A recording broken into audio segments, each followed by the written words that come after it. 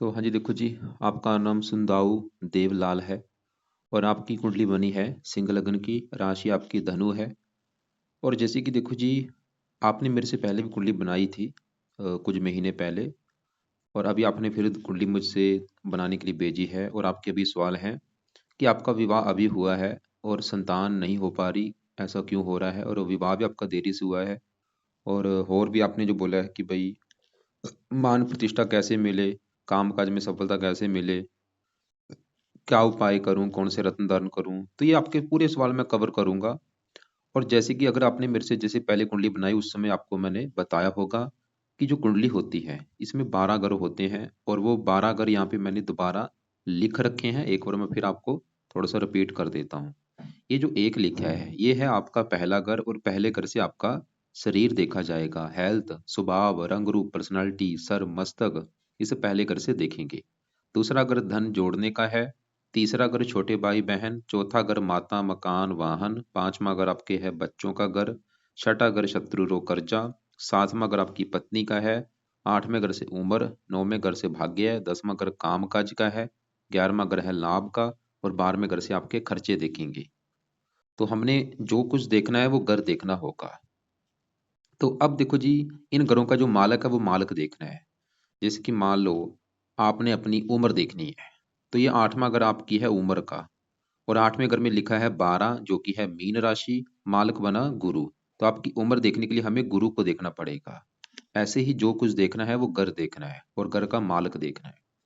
तो अब बात करते हैं भविष्यवाणी की। भविष्यवाणी में देखो जी क्या होता है जब हमारे पास कुंडली आती है, हम उस कुंडली में ये देखते हैं कि कुंडली में दोष कौन से हैं और योग कौन से बने हैं, अच्छे योग कौन से हैं, दोष कौन से हैं। हम एक लिस्ट बनाते हैं कि अच्छे ग्रह कौन से हैं, बुरे ग्रह कौन से हैं। और जो ग्रह बुरे हैं उसमें से भी सबसे ज्यादा बुरा ग्रह कौन सा है। जैसे आपका बुध भी खराब है, लेकिन और भी जैसे लिस्ट बनाएंगे कि सबसे ज्यादा ग्रह खराब कौन सा है। और ग्रहों की दशा, क्योंकि ये जो ग्रह होते हैं इनका एक्टिवेट कब होते हैं, ये दशा में, मतलब इनका असर वैसे तो हमेशा है, आज भी आपके ऊपर शनि का असर है, सबका असर है। लेकिन इनमें से सबसे बड़ा असर आपके ऊपर है जिसकी है दशा। उस ग्रह का असर कई हजार गुना बढ़ जाता है। और आपको भी देखो जैसे पता है कि आपकी कुंडली में एक दोष है, वो है ये काल सर्प दोष। ये आपको पता है। अभी जो दोष है काल सर्प दोष, ये देखो जी जितने भी दोष होते हैं सबसे बड़ा दोष होता है ये पहले नंबर पे आता है दोष। जैसे मान लो पित्तर दोष होता है, जितने भी दोष हैं सबसे बड़ा दोष है काल सर्प दोष। और ये दोष जब बनता है, इसका देखो जी सबसे अलग अलग किसी जैसे आपका बैठा है राहु 11वें घर में बैठा है, केतु बैठा है 5वें घर में, तो आपका ये जो दोष बनेगा 11वें घर में और 5वें घर को लेके बनेगा। हो सकता है किसी का काल सर्प दोष बना है, उसका राहु पहले घर में हो, केतु 7वें घर में हो, तो उनके ये दो घर ज्यादा खराब होंगे, पहला और 7वां घर। किसी का चौथे घर से 10वें घर में बना हो सकता है, सबका अलग अलग होता है। और यहाँ पे ये भी देखना होता है कि राहु केतु जैसे कि आपके राहु केतु आपको कितने परसेंट खराब फल देंगे, क्योंकि राहु जैसे आपका विस्तार से मैं समझाता हूँ। सबसे पहले तो ये समझो आपकी कुंडली में बना है काल सर्प दोष, ये है सबसे बड़ा दोष। और भी आपकी जैसे ग्रह खराब है, लेकिन ये जो दोष है ये ज्यादा क्यों खराब है, क्योंकि देखो जी आपके ऊपर अभी चल रही है राहु की दशा।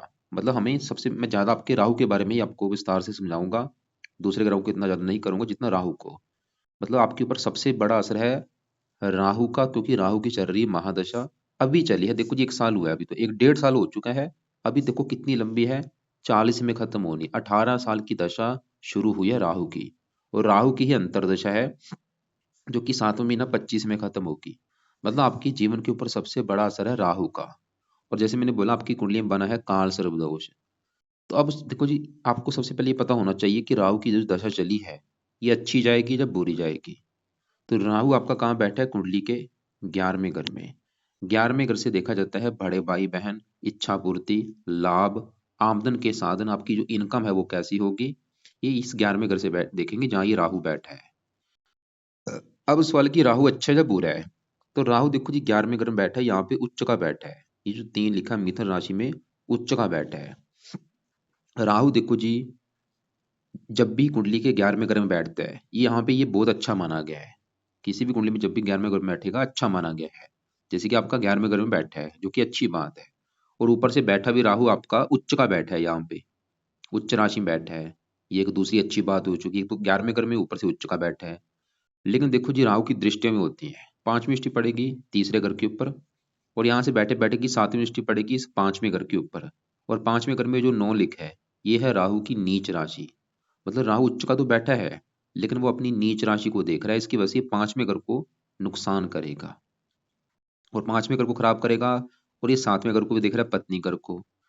अब देखो जी, वैसे तो उच्च बल दिख रहा है, लेकिन ये काल सर्प दोष बनने की वजह से इसके जो अच्छे फल हैं, अच्छे फलों में कमी आ रही है।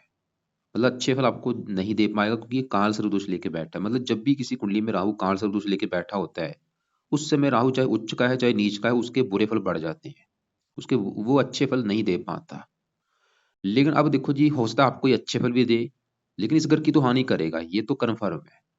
चाहे काल सर्प दोष बना है चाहे नहीं बना, इसने इस 5वें घर को खराब तो करना ही है, क्योंकि नीच राशि है, इस घर को खराब करेगा।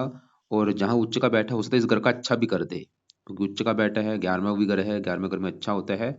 लेकिन अब आपने देखो जी, क्योंकि जो मान लो मैं ज्योतिषी हूँ, मैं एक चीजों का आइडिया लगा रहा हूँ, अनुमान लगा रहा हूँ, मैं कोई भगवान नहीं हूँ आपको डायरेक्ट बता दूं कि ये ग्रह खराब है, वो ऐसा फलाना डिमका।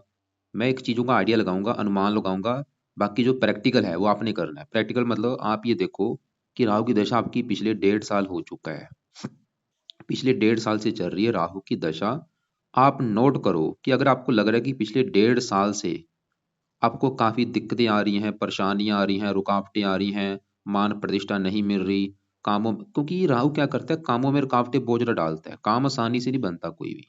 आप जो भी काम करेंगे, मान लो आप दुकान पे कपड़े लेने गए हैं कि चलो विवाह आया है कपड़े लेके आता हूँ, आपको कई दुकानें घूमनी पड़ेंगी कपड़े लेने के लिए। मतलब खपाएगा, आपके आपके कामों में रुकावटें डालेगा। अगर इस प्रकार की दिक्कतें आ रही हैं, काम नहीं बन रहे, या मान प्रतिष्ठा में कमी आ रही है, मान हानि हो रही है, जो कि आपके सवाल लिख भी रखे हैं, अगर ये दिक्कतें पिछले 1.5 साल से ज्यादा आ रही है, तो इसका मतलब राहु आपको बुरे फल दे रहा है। इसका मतलब ये जो उच्च का आपको उच्च के फल नहीं दे रहा। लेकिन अगर आपको लग रहा है, क्योंकि अगर उच्च का बैठे, अब सवाल कि अगर उच्च का है तो इसने अच्छे फल क्या देने थे। ये 11वें घर में उच्च का बैठा है, इसने आपको, आपकी जो आमदनी है वो बहुत अच्छी कर देगा, आपके कामों में लाभ मिलना शुरू हो जाएगा, आपकी इच्छाएं पूरी होनी शुरू हो जाएंगी। तो अगर आपको लग रहा है कि पिछले 1.5 साल से आपकी जो इनकम है वो कई गुना बढ़ चुकी है भाई, प्रॉफिट बहुत ज्यादा हो रहा है, काम धंधे में लाभ हो रहा है, अगर आपको लग रहा है, फिर राहु अच्छे फल दे रहा है, इस घर का 11वें घर का अच्छा कर रहा है। अगर आपको मतलब आपकी इच्छाएं पूरी हो रही हैं, लाभ मिलना शुरू हो चुका है, आमदनी बढ़ चुकी है, सबसे अच्छी मतलब आपकी आमदनी बढ़ेगी। तो अगर आपको 1.5 साल से आपकी जो इनकम है पहले कम थी अभी बढ़ बढ़ चुकी है, तो राहु अच्छे फल दे रहा है। लेकिन मैंने फिर बोलूंगा, ये 5वें घर को तो खराब करेगा, ये तो पक्का कन्फर्म है, क्योंकि 5वें घर में है इसकी नीच राशि। तो मेरा बस आपको समझाने का मतलब ये है, एक तो होता है कुंडली को देखना, एक बंदा अपने जीवन के ऊपर प्रैक्टिकल करता है। प्रैक्टिकल जैसे आपने मान लो किया अभी, कि आपका विवाह देरी से हुआ, या आपको संतान अभी नहीं हो रही, आपका मतलब पिछले कुछ महीने हो चुके विवाह हो चुका है लेकिन संतान नहीं हो रही, ये भी आपने प्रैक्टिकल कर लिया। अब दिक्कत क्यों आ रही है ये भी हम देखेंगे। तो बस आप, मेरा समझाने का मतलब ये है कि आपके लिए सबसे जरूरी जो उपाय है वो है राहु ग्रह के। वैसे भी देखो, जो आपको एक बात बता दूं, खाली आप मेरे से कुंडली बना रहे हैं, मैं रोजाना 10 से लेके 20 कुंडलियां बनाता हूँ, और पिछले कई सालों से कुंडलियां बना रहा हूँ।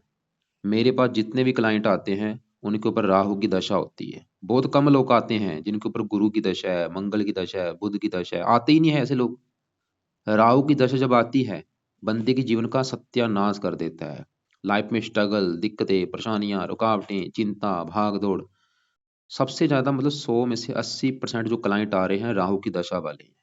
या उनके ऊपर साढ़े होगी, या राहु की दशा होगी, या कोई ना कोई राहु का दोष होगा। तो समझाने का बस मतलब ये है कि आपके लिए सबसे जरूरी है उपाय इस राहु ग्रह के, क्योंकि बड़ी दशा भी इसी की है, छोटी दशा भी इसी की है, दशा भी काफी लंबी है। तो राहु के क्या उपाय हैं, क्योंकि अगर आप सीखने लग जाए कि राहु अच्छा बुरा है, बस हमने उसको छोड़ो, हमने उसके उपाय करने, अपने आप ही जो अच्छा बुरा है वो अपने आप हल हो जाएगा उसका। उपाय करो क्या होगा, उसका हल निकल जाएगा। अगर अच्छा है, अच्छे फल बढ़ जाएंगे, बुरा है, बुरे फल कम हो जाएंगे उपाय करने से। क्योंकि अगर सीखने लग गए, फिर तो हम काफी कंफ्यूज हो जाएंगे, क्योंकि साथ में शुक्र बैठा है, ये लंपट योग भी होता है। तो राहु के लिए देखो जी क्या है, अगर आपने पहले मेरे से कुंडली बनाई थी उसमें आपको मैंने बताया था, इसके मंत्र एक बार 18,000 पूरे कर। तो अगर आपने 18,000 मंत्र पूरे कर रखे हैं फिर तो ठीक है, इसको मत करो। लेकिन अगर आपको लगता है कि मैंने 18,000 नहीं किए थे, तो ये 18,000 मंत्र एक बार पूरे करो संकल्प लेके। शनिवार से संकल्प लेना है, और ये मंत्र आपके चाहे 11 दिन लग जाए, चाहे 21 दिन, चाहे 40 दिन, ये मंत्र एक बार पूरे करो। चाहे 18 कर लो, चाहे इसको 4 गुना आप ज्यादा भी कर सकते हैं। वैसे 4 गुना ज़्यादा करेंगे ज़्यादा फायदा है। तो मंत्र है ओम राम रावे नमः। अगर कर रखे हैं ठीक है, मैं तो बोलूँगा दोबारा एक बार फिर कर लो। तो ये संकल्प लेके 18,000 या 4 गुना ज़्यादा मंत्र एक बार पूरे कर लो, 2-3 महीने में लगा के ये मंत्र पूरे कर लो। मंत्र पूरे करने के बाद आप राहु कवच का जो पाठ है ये आपने देखो जी पढ़ना है रोजाना। रात के समय 1 पाठ से लेके 5 पाठ पढ़ने हैं, और ये जब तक दशा ये पाठ तब तक आपने पढ़ते रहना, इसको नहीं छोड़ना। तीसरा पाए आपने राहु स्रोत का पाठ पढ़ना है। ये भी जब तक आपकी दशा है तब तक पाठ पढ़ते रहो या इसकी ऑडियो लगा के सुन लिया करो। तो ये दोनों पाठ आपने पढ़ते रहना है या इनकी ऑडियो लगा के सुनते रहना है जब तक आपकी दशा है 40 तक। चौथा पाए आप राहु का दान भी करो। दान इसके जो भी दान है, चाहे सतनाजा है चाहे और भी जो दान है वो करते रहो। पांचवा पाए राहु के लिए आप शिव जी की पूजा उपासना करो, क्योंकि राहु शिव जी का भक्त है। तो अगर आप शिव जी की पूजा उपासना करेंगे राहु भी आपका कंट्रोल में रहेगा। तो शिव जी की पूजा उपासना का मतलब है कि शिव जी के मंदिर जाओ, शिवलिंग पर जल चढ़ाओ, शिवलिंग पर दूध चढ़ाओ, शिव चालीसा पढ़ो, मतलब शिव जी की पूजा उपासना किसी न किसी प्रकार से आपने करनी है। ये चीज नोट कर लो। तो ये आपने उपाय करने हैं भाई राहु के लिए। अब देखो जी, ये जो पांचवा ग्रह है, क्योंकि आपका सवाल संतान को भी लेके है, संतान को हम गहराई से देखते हैं। क्योंकि जैसे मैंने बोला था जो काल सर्प दोष बनता है वो जिन घरों में बैठे होते हैं राहु केतु उन घरों को ज्यादा खराब करते हैं। तो अगर आपका राहु मान लो अगर ये नीच का है, उच्च का बैठा है, हो सकता है ये आपको अच्छे फल ना दे, तो इसका जो बुरा फल आपको क्या मिलेगा, बुरा फल समझ लो। बुरा फल ये मिलेगा, ये 11वें घर को ज्यादा खराब करेगा। 11वां घर आमदनी का है, आपकी आमदनी को लेके बहुत सारी दिक्कतें आएंगी, आपको कामों में लाभ नहीं मिलेगा, आपकी इच्छाएं पूरी नहीं होने देगा। मित्रों को लेकर दिक्कतें आएंगी, बड़े भाई बहन अगर आपके होंगे कोई उनको लेकर दिक्कतें आएंगी। ऐसी जो केतु है ये 5वें घर की हानि करेगा। और 5वां घर है संतान का। तो अगर आपकी संतान का सुख देखना है ये 5वां घर, और 5वें घर में लिखा है 9, 9 है धनु राशि, मालक बना गुरु। तो संतान के लिए एक तो आपके गुरु ग्रह को देखा जाएगा, और गुरु के अलावा 5वें घर में चंद्रमा और केतु बैठे हैं, इन दोनों को भी देखना पड़ेगा। और इसके अलावा इस 5वें घर के ऊपर है राहु की दृष्टि, उसको भी देखना पड़ेगा। मतलब 4 ग्रह देखने पड़ेंगे आपकी संतान के बारे में। तो राहु हम देख चुके हैं, राहु 7वीं दृष्टि से 5वें घर को देख रहा है, नीच राशि है, वो तो 5वें घर की कर रहा है पूरी तरह से हानि। कि संतान संबंधी कोई दिक्कत आएगी, आपकी संतान में देरी कर सकता है, या संतान हो भी गई तो आपकी पत्नी का गर्भपात करा सकता है। या ये है राहु। अब देखो जी 5वें घर में जो चंद्रमा है, चंद्रमा आपकी कुंडली में बैठा है 5वें घर में, किसका घर है, ये गुरु का घर में बैठा है। लेकिन चंद्रमा इस कुंडली में जो इसका अपना घर है वो है ये 12वां घर। चंद्रमा इस कुंडली में एक खराब घर का स्वामी है। 12वें घर में 4 लिखा, 4 है कर्क राशि, मालक चंद्रमा। 12वां घर देखो जी, 12वें घर से खर्चा देखा जाता है, व्यय, किसी चीज का व्यय कर देना, जैसे उम्र का व्यय कर देना। तो व्यय चला गया संतान के घर में, इस संतान का व्यय कर देगा। और 12वां घर हानि का है, हानि, संतान की हानि कर देगा। मतलब चंद्रमा इस कुंडली में प्रबल मार्केश है, तो 5वें घर में आके बैठा है, इस घर की हानि कर रही है आपके। मतलब संतान संबंधी, ये संतान संबंधी कुछ चिंता पैदा करेगा चंद्रमा। एक तो वैसे ही खराब है, ऊपर से साथ में केतु बैठा है, इसे कहते हैं ग्रहण दोष, और राहु की दृष्टि से पीड़ित है। चंद्रमा बुरी तरह से आपका खराब है, संतान संबंधी चिंता पैदा कर देगा, ये पक्का कन्फर्म है। और यहाँ पे साथ में जो केतु बैठे है, केतु वैसे उच्च का, लेकिन जैसे मैंने बोला काल सर्वदोष बनने की वजह से ये हो सकता आपको बुरे फल दे। तो केतु 5वें घर में बैठ के संतान संबंधी दिक्कतें पैदा करेगा। क्या दिक्कतें पैदा करेगा, देखो जी साथ में एक तो मार्ग ग्रह बैठा है, ये आपकी जहाँ तो लड़कियां ज्यादा पैदा कर देंगे, लड़का आपके होगा नहीं, या लड़का देरी से होगा, या मान लो आपकी वैसे भी संतान हो सकता है देरी से हो, संतान में देरी कर दें, या आपकी गर्भपात होने के काफी योग हैं। आपकी पत्नी का गर्भपात तो होगा, 2 3 गर्भपात होने के योग हैं। और आपकी जो संतान है वो ऑपरेशन के द्वारा होने के भी काफी योग दिख रहे हैं। और इसके अलावा मतलब संतान संबंधी चिंता आनी है आपको। तो मतलब आपके लिए देखो जी, अगर संतान का सुख चाहिए, वैसे 5वें घर का मालक गुरु फिर भी अच्छा है, मतलब आपको संतान संबंधी चिंता जो पैदा करेंगे वो है 3 ग्रह। 3 ग्रह कौन से, एक तो राहु 5वें घर को खराब कर रहा है, और 5वें घर में बैठा चंद्रमा भी 5वें घर की हानि कर रहा है, और 5वें घर में बैठा केतु भी। तो अगर तीनों ग्रहों को आपने सही कर लिया, संतान संबंधी दिक्कतें आपको नहीं आएगी। तो राहु की हम उपाय आपको मैं बता चुका हूँ कि राहु के उपाय अगर ये करेंगे, आपकी संतान संबंधी राहु दिक्कतें पैदा नहीं करेगा। और वैसे भी संतान संबंधी दिक्कतें आने का जो बड़ा कारण वो राहु है। दूसरा कारण 5वें घर में बैठा चंद्रमा है। अब चंद्रमा के उपाय क्या है वो समझो। तो चंद्रमा का जो पहला उपाय है, ये इसकी पावर हमने माइनस करनी है 0, इसको शांत करना है। तो चंद्रमा का पहला उपाय, आप हर सोमवार के दिन इसका दान किया करो। सफेद रंग की वस्तुएं लेके, जैसे दूध, चावल, चीनी, इन वस्तुओं का सोमवार के दिन दान करना है। ये दान क्या है मैं आपको वीडियो अलग से भेज दूंगा, जहां आप मेरे चैनल के ऊपर जाके देखो कि चंद्रमा का दान क्या होता है। पूरा विस्तार से समझा रखा है, एक 10-15 मिनट की वीडियो है, उसको देख लेना। और वो दान आपने इसका करना है, चंद्रमा का सोमवार को करना है। तो पहला तो उपाय चंद्रमा का ये हो गया। दूसरा उपाय चंद्रमा का, आप चंद्रमा के जो देवता हैं वो है शिव जी। तो आप शिव जी की पूजा उपासना करो। यहाँ पे देखो जी, आपके 2 ग्रह अच्छे हो जाएंगे शिव जी की पूजा उपासना से। राहु भी अच्छा रहेगा और चंद्रमा भी अच्छा रहेगा। तो इसलिए शिव जी की पूजा उपासना जरूर करो। शिवलिंग पर जल चढ़ाओ, शिवलिंग पर दूध चढ़ाओ, इससे भी चंद्रमा शांत होगा। तो ये 2 उपाय आपने कर रहे हैं चंद्रमा के। और यहाँ पे साथ में जो केतु बैठा है, अब केतु के लिए क्या किया जाए, केतु के आपने 2 उपाय करने हैं। पहला उपाय केतु का, रात के समय केतु कवच का पाठ आपने पढ़ना है। और ये पाठ जब तक आपकी संतान नहीं हो जाती पाठ पढ़ो, उसके बाद चाहिए पाठ छोड़ देना। और दूसरा उपाय, केतु का दान करो, कुत्तों को रोटी डाला करो। तो ये 2 उपाय आपने केतु के करने हैं। अब देखो जी, मैंने आपको राहु के भी उपाय बता दिए हैं, चंद्रमा के भी उपाय बता दिए हैं, और केतु के भी। और केतु के उपाय करने से वैसे भी जो काल सर्प दोष बना है वो भी सही होगा, संतान के लिए अच्छा होगा, बुद्धि आपकी, क्योंकि बुद्धि को भी भ्रमित करेंगे। बुद्धि भ्रमित का मतलब होता है कि आप भाई लाइफ में डिसीजन सही नहीं ले पाएंगे, आपको पता ही नहीं होगा कि आपने जीवन में करना क्या है, कहाँ जाना है, गलत रास्ते को चूज करेंगे इस केतु की वजह से, क्योंकि 5 में अगर बुद्धि का है। तो अब यहाँ पे देखो जी, हम आपके दूसरे ग्रहों की बात करते हैं। और जैसे कि मैंने बोला था, 5वें घर का जो मालक गुरु है, गुरु को भी देखना पड़ेगा। और गुरु की अगर मैं बात करूं, वो 5वें घर को पहला घर मान के 1 2 3 करके 11वें घर में बैठा है। अपने घर से 11वें घर में गुरु वैसे आपका अच्छा है, क्योंकि योग कारक भी है। लेकिन गुरु घर की हानि कर रहे हैं ये राहु, चंद्रमा, केतु मिलके। तो गुरु को थोड़ा सा आपको बल देना पड़ेगा। बल देने से क्या होगा, गुरु का अच्छा बल कई गुना बढ़ेगा। और गुरु देखो जी, वैसे भी ये 5वें घर का मालक भी है और 5वें घर का कारक भी होता है। एक कारक होता है, कारक।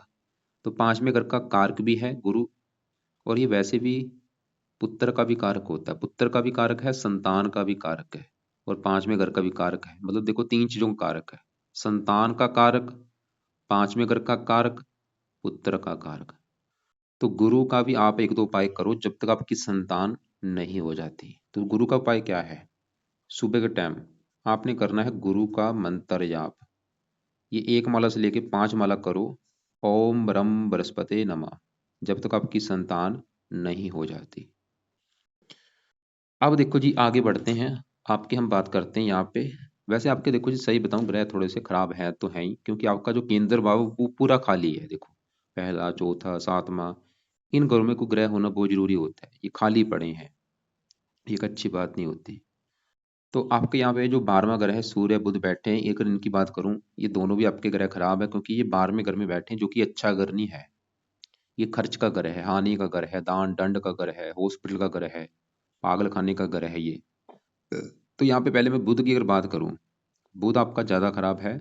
क्यों खराब है, एक तो वो 12वें घर में, और बुध इस कुंडली में देखो जी मेन घरों का मालक है। 2 मेन इसके घर हैं, उन घरों का मालक है बुध। एक तो इस घर का मालक है दूसरे घर का, और ये दूसरा घर है आपके धन जोड़ने का घर। जो आप अपनी लाइफ में धन जोड़ पाएंगे, जो आपका बैंक बैलेंस होगा, दूसरे घर से देखा जाएगा। और दूसरे घर में नंबर है 6, 6 है, कन्या राशि, मालक है बुध। तो धन जोड़ने के लिए हमें बुध को देखना पड़ेगा। और वो कहाँ बैठा है, 12वें घर में, खर्च के घर में, हानि के घर में। मतलब धन चला गया खर्च के घर में, धन चला गया हानि। बुद्धि का घर के आपका धन का खर्च होगा, धन की हानि होगी। धनहीन योग बना है, मतलब आपको बुध की वजह से धन को लेके आएंगी बहुत सारी दिक्कतें। और बुध इस कुंडली के इस 11वें घर का भी मालक है, जहाँ पे राहु शुक्र बैठे हैं। और 11वां घर किसका है, आमदनी का, लाभ का, इच्छा पूर्ति का, बड़े भाई बहनों का। तो 11वें घर का मालक बुध 12वें घर में है, आमदनी चलेगी खर्च के घर में, आमदनी कम होगी आपकी, खर्चे ज्यादा होंगे। लाभ भंग योग बना, लाभ में कमी कर देगा, इच्छाएं पूरी नहीं होने देगा। तो बुध का इसलिए भाई बहुत जरूरी है सही होना। मतलब अगर आपने बुध को सही कर लिया, जो फायदे आपको होंगे, सबसे बड़ा फायदा, आपकी लाइफ में धन आना शुरू हो जाएगा, धन जुड़ना शुरू हो जाएगा, धन खर्च नहीं होगा, आमदनी बढ़नी शुरू हो जाएगी, लाभ मिलना शुरू हो जाएगा, इच्छाएं पूरी होनी शुरू हो जाएंगी, बुद्धि आपकी तेज हो जाएगी। तो बुध के उपाय क्या है, बुध के 2 पाठ आपने पढ़ने हैं सुबह के टाइम। पहला पाठ, बुध कवच का पाठ आप पढ़ा करो। और दूसरा, बुध स्रोत का पाठ। ये दोनों पाठ सुबह के टाइम पढ़ने हैं या इनकी ऑडियो लगा के सुन लिया करो। दो दो, 2 मिनट के पाठ है, दोनों पाठ पढ़ो या इनको ऑडियो लगा के आपने सुनना है, लाइफ टाइम ये पाठ पढ़ने हैं। तो ये 2 पाठ पढ़ने से सबसे बड़ा फायदा, धन संबंधी दिक्कतें आपकी दूर होंगी, लाइफ में धन आना शुरू हो जाएगा। वैसे सूर्य भी यहाँ पे खराब है क्योंकि उपाय फिर ज्यादा हो जाएंगे। सूर्य भी देखो जिस ये पहले घर का मालक है, लग्नेश आपका है। पहला घर आपका है शरीर, सेहत, स्वभाव, रंग रूप, पर्सनैलिटी, सूर्य से देखेंगे। और वो 12वें घर में चला गया, लग्न दोष बना। लग्न दोष की वजह से क्या होगा, आपको लाइफ में काफी स्ट्रगल करना पड़ेगा, मेहनत का फल नहीं मिलेगा। और सूर्य हेल्थ भी आपकी खराब करेगा। या आंखों में भी कई बार कष्ट देता है, आंखों में कष्ट, पित्त संबंधी दिक्कतें आती है, सरकारी कामों में दिक्कतें। सूर्य है मान प्रतिष्ठा का कारक, ये आपकी मान हानि करेगा, मान प्रतिष्ठा नहीं मिलने देगा। तो अगर आप सूर्य का भी उपाय कर सकते हैं वो भी आप लिख लो। अगर आपको लगता है कि उपाय ज्यादा हो जाएगी, चाहे इसको रहने दो या बाद में शुरू कर लेना, अब चाहे 5-6 महीने के बाद या साल के बाद शुरू कर देना। वैसे इसका जो उपाय है वो है सूर्य आदित्य हृदय सुद का पाठ है, वो आपने पढ़ना है। चाहे इसको अभी पेंडिंग में कर दो, बाद में शुरू कर देना। सूर्य आदित्य हृदय स्रोत का पाठ अभी रुक जाओ। वैसे पढ़ना इसको जब भी पढ़ेंगे, शुरू करेंगे सुबह के टाइम इसको पढ़ा जाएगा, या पढ़ लिया करो या इसकी ऑडियो लगा के सुन लिया करो। बाकी तीसरे घर में आपके यहाँ पे जो गुरु मंगल बैठे, ये आपके फिलहाल अच्छे हैं। मंगल इस घर का मालक है चौथे घर का, और इस घर का मालक है 9वें घर का। 9वें घर से देखा जाता है भाग्य। चौथे घर से आपका माता, मकान, वाहन। बैठा है तीसरे घर में मेहनत के घर में, पराक्रम की। खुद की मेहनत के बल पर आप मकान वाहन का सुख प्राप्त करेंगे। भाग्यश भी है, खुद की मेहनत के बल पर आप अपना भाग्योदय करेंगे। मतलब भाग्य खुद की मेहनत के बल पर ही आपका उदय होगा, मंगल ही दिखा रहा है। और छठे घर को देख रहे हैं, ननिहाल के घर को। ननिहाल के लिए अच्छा, ननिहाल से भी धन आपको मिलेगा क्योंकि शनि छठे घर का मालक धन के घर में बैठा है। साथ में जो गुरु बैठे हैं, दोनों ग्रह योग करक भी हैं। गुरु इस कुंडली में पंचमेश है, मंगल भाग्येश है। ये दोनों वैसे अच्छी हैं। गुरु आपके 8वें घर का भी मालक है, उम्र लंबी कर देगा आपकी। संतान के होने के बाद भी कुछ आपको लाभ होगा। संतान संबंधी दिक्कतें तो आएंगी, लेकिन संतान होने के बाद भी आपको थोड़ा सा आपकी किस्मत में कुछ, किस्मत थोड़ा सा साथ देना शुरू हो जाएगी। गुरु ही दिखा रहा है। और यहाँ पे शनि की अगर मैं बात करूँ, शनि इस घर का मालक है 7वें घर का, जो कि आपकी पत्नी का घर है। पत्नी के लिए 7वां घर, 7वें घर में 11 लिखा, 11 है कुंभ राशि, मालक शनि। तो पत्नी के लिए देखना पड़ेगा शनि को। वैसे अपने घर से 8वें घर में बैठा है, अपने घर से 8वें घर में होने की वजह से विवाह विलंब योग बना, मतलब विवाह में देरी करते हैं। लेकिन पत्नी चलेगी धन के घर में शनि, और यहाँ पे बुध की राशि मित्र राशि। शनि वैसे ये दिखा रहा है कि पत्नी के आने के बाद आपकी लाइफ में धन आना शुरू हो जाएगा, या आपकी पत्नी से आपको धन मिलेगा। कोई ना कोई घटना होगी जहाँ तो पत्नी धनी होगी, या उससे आपको धन मिलेगा जब वो धन कमा के देगी, या फिर पत्नी आई तो किस्मत में धन आना शुरू हो जाएगा। शनि वैसे ये दिखा रहा है। ये छठे घर का भी मालक है, ननिहाल से भी आपको धन मिल सकता है। शनि भी अच्छा है। शुक्र की बात करूँ वो भी अच्छा है। 10वें घर का मालक बुध की राशि मित्र राशि, तीसरे घर का मालक खुद के पराक्रम के बल पर भी आप धन कमाएंगे, मेहनती बनाएगा साहसी। तो आपके लिए देखो जी, मैं फिर बोलूंगा, क्योंकि देखो जी मेन सबसे जरूरी चीज क्या है, वो है एक तो हमें पता होना चाहिए कि हमारे ऊपर दशा किसकी है, क्योंकि उसका हमारे ऊपर होता है बड़ा असर। तो राहु की दशा है, 1.5 साल हो चुका है, नोट कर लेना। अगर तो लग रहा है कि पिछले 1.5 साल से लाइफ में बल्ले बल्ले हो रही है, सब कुछ अच्छा ही अच्छा हो रहा है, मान प्रतिष्ठा मिल रही है पूरी तरह से, आमदनी बढ़ चुकी है, इच्छाएं पूरी हो रही हैं, तो 1.5 साल से अगर ये अच्छे फल मिल रहे हैं, राहु अच्छे फल दे रहा है। लेकिन अगर आपको लग रहा है कि भाई कोई दिक्कत, कोई मतलब अच्छे फल नहीं मिल रहे, परेशानी आ रही हैं, तो राहु बुरे फल दे रहा है। ये चीज नोट कर लेना, मतलब खुद के प्रैक्टिकल भी करने हैं। मैंने तो बता दिया, आपने भी चीजें नोट करनी है। तो उपाय देखो जी, सबसे ज्यादा जरूरी है राहु के मंत्र एक बार कर रखे हैं, ठीक है, दोबारा फिर कर लोगे अच्छी बात है, ज्यादा ज्यादा करो। और कवच स्रोत के पाठ ये मत छोड़ना, रात के समय इनको भी ज्यादा ज्यादा पढ़ो। 2-2 मिनट के पाठ है, एक एक बार पढ़ लिया, दोबारा फिर पढ़ो। और राहु का दान रोजाना करो, या हफ्ते में 3-4 दिन कर दिया करो। शिव जी की पूजा उपासना करो। और रात के समय केतु कवच का पाठ भी पढ़ना है। केतु कवच का पाठ तब तक पढ़ लो जब तक आपकी संतान नहीं हो जाती, और केतु का भी दान करो। और सुबह के टाइम हर सोमवार को चंद्रमा का दान करना है, सफेद रंग का। और शिव जी की पूजा उपासना करो, चंद्रमा के लिए भी है। और गुरु का मंत्र जब तक आपकी संतान नहीं हो जाती, गुरु का मंत्र आप 1 से लेके 5 माला करो। गुरुवार से शुरू कर लेना, ये सुबह के टाइम है। तो गुरु सुबह के टाइम देखो जी, जो आपके पाठ हैं वो है गुरु का मंत्र और बुध कवच, बुध स्रोत। ये 3 पाठ हैं सुबह के टाइम। बाकी आपकी मर्जी है, सूर्य आदित्य हृदय सुध का भी पाठ आप पढ़ सकते हैं, वैसे पढ़ लोगे अच्छी बात है। तो ये 4 काम आपके हैं सुबह के टाइम, गुरु का मंत्र, बुध कवच, स्रोत के पाठ, इनको पढ़ना है, सुनना है, और सूर्य का भी पाठ। बाकी जो आपने जो दान करना है वो राहु का दान बोला है, सतनाजे का दान करो, केतु का दान कुत्तों को रोटी, और चंद्रमा का दान बहुत ज़्यादा जरूरी है। और रत्न की अगर मैं बात करूँ कि कौन सा आप रत्न दान कर सकते हैं, तो आप देखो जी, गुरु का भी रत्न दान कर सकते हैं, मंगल का मूंगा भी कर सकते हैं। ये दो रत्न आप धारण कर लेना। तो मंगल का जो मूंगा है वो राइट हैंड की इस रिंग फिंगर में धारण आप कर लो। इसको लेना है आपने अपने वजन के बराबर। अगर आपका वेट 50 किलो है, 5.25 रत्ती का ले लो। 70 किलो है, 7.25 रत्ती का ले लो।